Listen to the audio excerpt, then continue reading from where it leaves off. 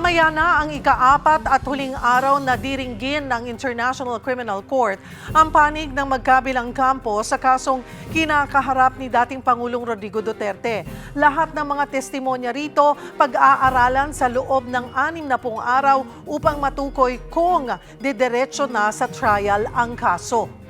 Kasabay nito, nagpaliwanag ang ICC kung bakit paputol-putol ang live feed ng pagdinig kahapon. Magbabalita mula sa The Hague, Netherlands, si Angela Lagunzad Castro.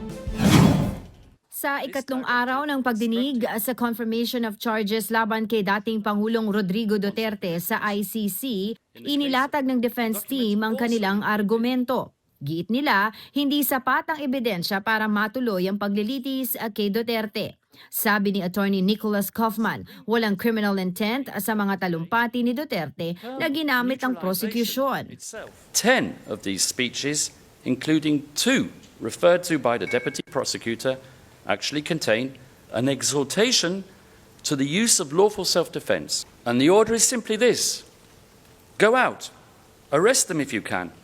But if there is no peaceful method of doing it and you're presented with violent resistance, thereby placing your jeopardy in your life, you shoot. Well, the son of Bigo raw ang prosekusyon na patunayang sistematiko ang patayan noong war on drugs. Mas maliit daw ang bilang ng mga napatay kesa naaresto. The prosecution has to show which one of Duterte's statements, orders or commands were given to a specific individual who then went out and pulled the trigger or communicated the command to someone else who also went out and pulled the trigger, killing one of its 78 identified victims. But the prosecution cannot show such a causal link. They've never been able to do that.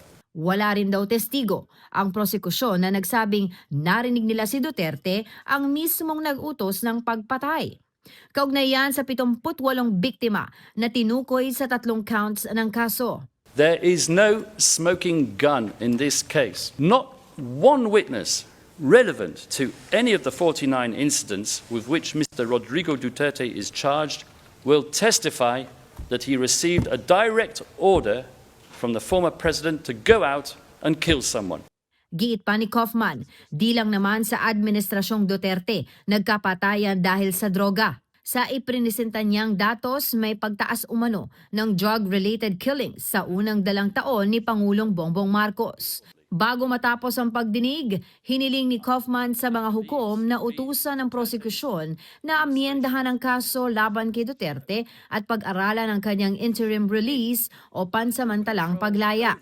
Ikinatuwa naman ng Filipino legal team ni Duterte ang mga nilatag na argumento ni Kaufman. The prosecution theory has been shattered to pieces. Beyond their condition. You know why? Because the very testimonial evidence and documentary evidence presented by the prosecution have been thoroughly rebutted. Madalit sabi puro batay or based on hearsay, double hearsay, speculation. Magandang performance niya ni Attorney Kaufman. He was able to establish na wala silang evidence, puro allegation. Pero para sa mga kaanak ng biktima ng drug war, tila binaliwala ng depensa ang mga patayan sa kampanya kontra droga noong administrasyong Duterte. Parang niwalang halaga yung aming mga mahal sa buhay.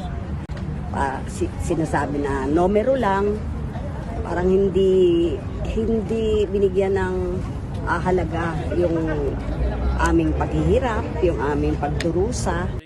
Samantala, ilang beses naputol ang live broadcast ng pagdinig kahapon. Paliwanag ni ICC Pre-Trial Chamber 1 Presiding Judge Ulia Antonella, may naganap na reductions para protektahan ang mga testigo at witness ng defense team. Kapatid, ako si Angela Lagunzad Castro para sa 1PH.